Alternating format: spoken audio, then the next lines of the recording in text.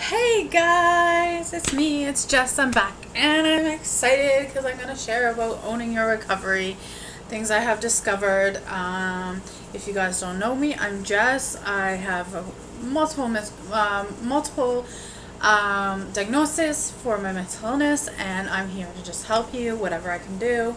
And yeah, so come join the party. So today I'm going to talk about owning your recovery. When I first got diagnosed with, I got diagnosed with bipolar first. I definitely kind of like never developed skills to cope with it. I kind of just went on because my meds worked and I went on, and I didn't expect this whole journey to be like such a hard thing to do, right? I was like, oh, meds are working, great, like everything's great. But I discovered over time that I needed to build up some tools and stuff. And I also, in earlier recovery, I did like DBT and stuff like that. And I did a lot of like CBT courses too. And, I never really got much out of them. And it wasn't that the program wasn't working or whatever. It's that I wasn't ready to intake some of the information, and I wasn't willing and open to learn what they were offering me in my recovery, all these programs, all these different things.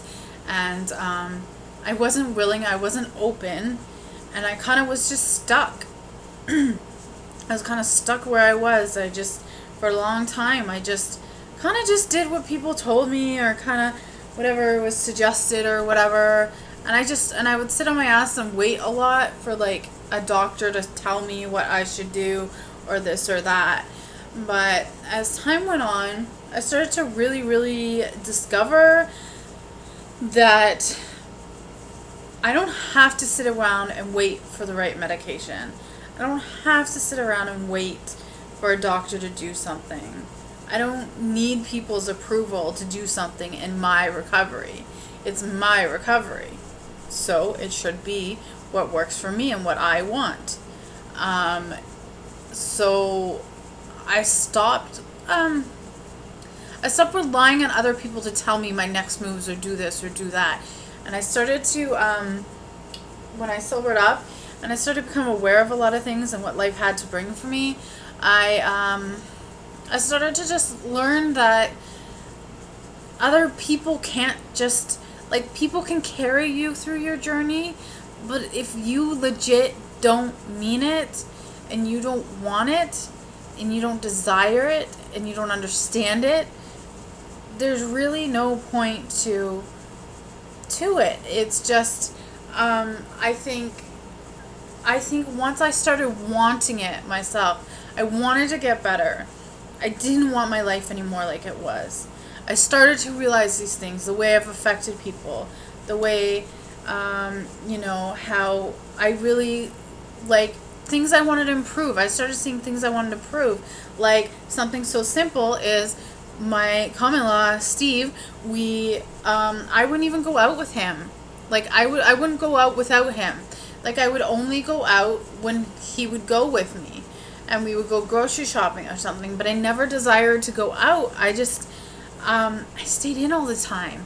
I was so dependent. I just want you guys to know that your recovery is you. You are the one who gets to choose in the end, because it's your recovery and you can define it. You can let other people define it for you, but I think is okay sometimes, because sometimes we need people to carry us through those really deep, dark times. But ultimately, we have to figure it out.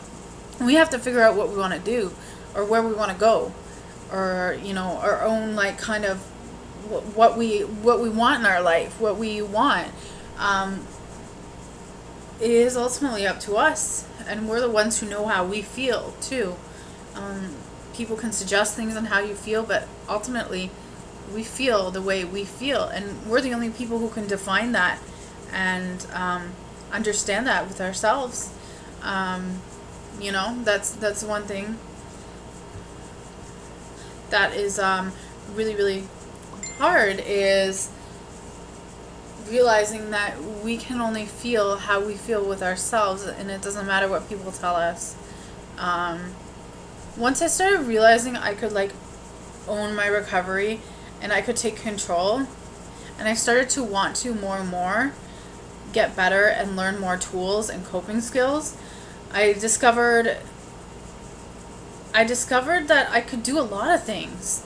I do a lot of things, and I don't sit around and wait for people to tell me to do them. I discovered like I was at my doctor's a couple weeks ago, and we were or maybe like a month or two ago. It doesn't matter. And he's telling me, yeah, we're gonna sign you up for DBT. It's gonna take a year for you to get in, but it's like I'm like, oh, okay. Is there anything I can do to kind of help my health self? I asked. I ask now too, and if they have suggestions, I don't wait for suggestions. Sometimes I ask, and he said there's a booklet you can work on, so I'm going to work on that booklet. But it was funny because when he gave me the booklet or the piece of paper with it printed off, I looked at it and I'm like, oh yeah, I have that book. I've been working through it. So it's just funny. That's just an example on how like someone, like if I have a diagnosis or I have something or something I'm really struggling with, I go and I like try to find answers. I mean, answers ultimately come to us, and I believe the universe will bring them to us at the right time. But I think it's it's my responsibility if I want to try and get over some kind of issue I'm having, some kind of negative thing that's going on or whatever. It is my responsibility to try and work through that, because I don't want to keep going through the same thing over and over. I want to at least try to break some cycles and stuff, because it's just not fun. It's not fun at all. So, yeah, and just like taking charge, taking control. Like, I guess more so like what I'm saying is like, ask what you can do. Ask if there's a book you can read. Ask if there's a program you can do, or like, or go do it yourself. Like, ask, or like, don't wait for people to tell you. Maybe you should pick up the phone and call your nurse. Maybe you should, go do it. Like, this is unfortunately we have mental illness, and we are stuck with it, and we have to learn how to deal with it. And it is my responsibility. I truly believe this, that it is my sorry, I just like was looking at something on the screen. It is my responsibility ultimately to take care of myself and to do the things I got to do and get the help I need to, whatever that means. And each day it's my responsibility to get up and try to do the things I got to do here in our apartment with Steve, with the animals. It's my responsibility. And I never had that before. I never understood that I have responsibilities. And I have to take responsibility for myself and my well-being, the best to my ability, to keep myself safe, to keep myself from harm, keep myself from drinking or any other kind of behaviors, and to hold up some kind of responsibility. Mind you, when I'm really, really not doing well, like, kind of, like, I can't meet up to certain responsibilities that I have when I'm doing well.